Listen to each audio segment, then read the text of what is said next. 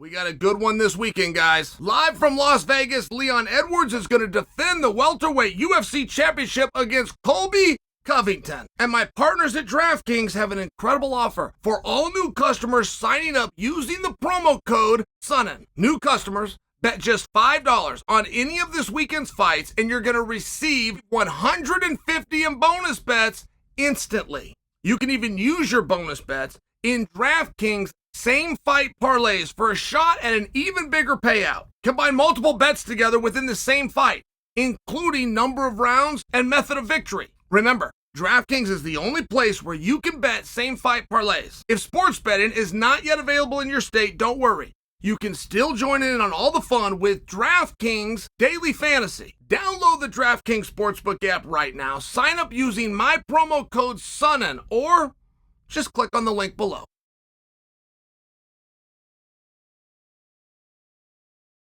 Rakhmonov versus Wonder Boy. Look, if there's a fight on the main card that's a little bit off the radar, it's this one. And the misconception of this fight, to me, is a bigger talking point than the fight itself or the ranking or the potential consequences for both athletes.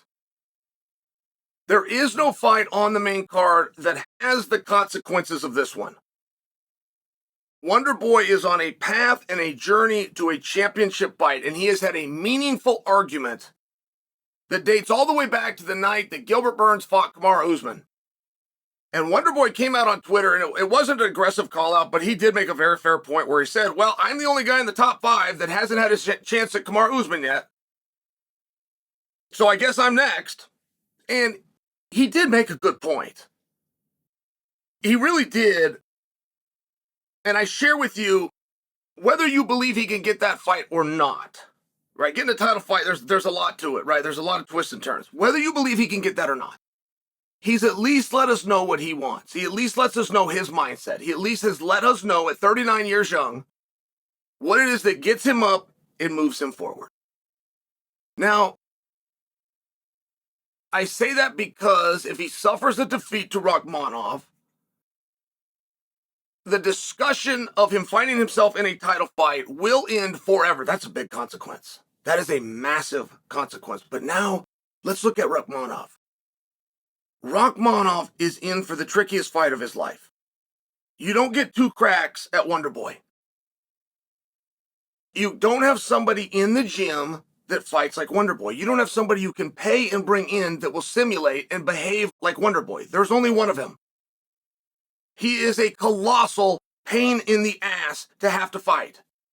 He will come out with his hands down, but he'll turn sideways, and there'll be such distance you can't do anything, even though you're looking at this target. Go, man, I got his head, I got his body. I just need him to come in about 5 more inches. Then when he comes in, he'll throw a kick right in your teeth. But when I talk about misconceptions within this fight, there's a misconception that Rakhmonov can't go on his feet with him. Now, that's going to be tricky, and that's not going to be fun for anybody. But Rakhmonov is a little bit better on his feet than you guys give him credit for. There is also a misconception that Wonder Boy can't take care of himself on the ground. And before we get to the X's and O's of passing guard and how Wonder Boy can scramble, there's an in-between. And that in-between is known as wrestling. And wrestling used to be the most dominant art in MMA. And if you did not have to quote Tank Abbott, who was the first to say it, is the prerequisite to fighting. If you do not know wrestling, you do not know fighting. We have champions right now that have never wrestled.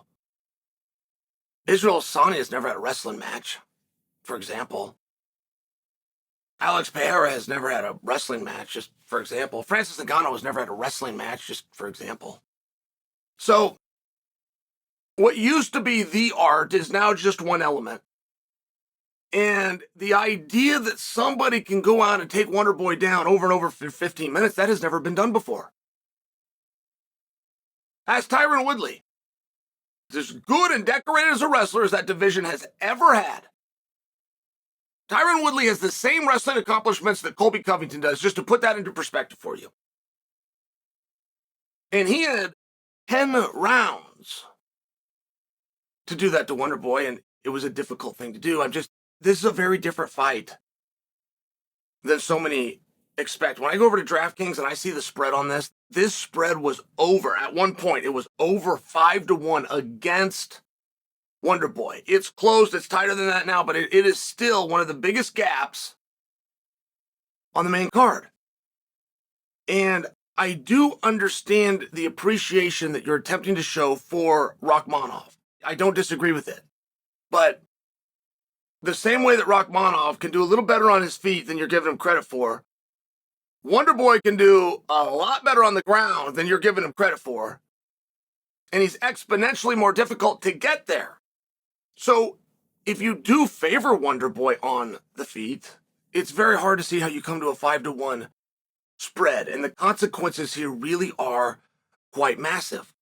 Wonderboy had done an interview somewhat recently, and he talked about, I don't want to fight a wrestler. I don't want to fight a wrestling heavy guy. I want to fight more of a guy. He was kind of open and honest, and perhaps too open and too honest, perhaps.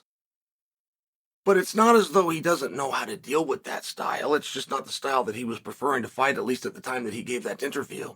There wasn't a tip of the hat, and there wasn't a sign. Wonderboy had choices. Wonderboy had options. He went with Rakhmonov.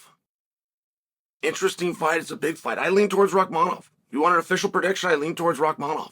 A 5-1 spread, which represents, I'm absolutely certain. Oh, and by the way, it's going to be dominant. Oh, and by the way, more likely than not, it's going to be a finish. Man, I don't agree with any of those things. Wonderboy is tricky. He's really good. He's going in a fight with potentially the top guy. You tell me somebody else that's 16-0 with all finishes and isn't the top guy. He's potentially taking on the top guy, and I'm telling you, he can beat him. Rakhmonov has ways to beat him too, but it's a little bit of a confusing match. My final analysis, I'll go with Rakhmonov, but I do believe that the finish streak comes to an end.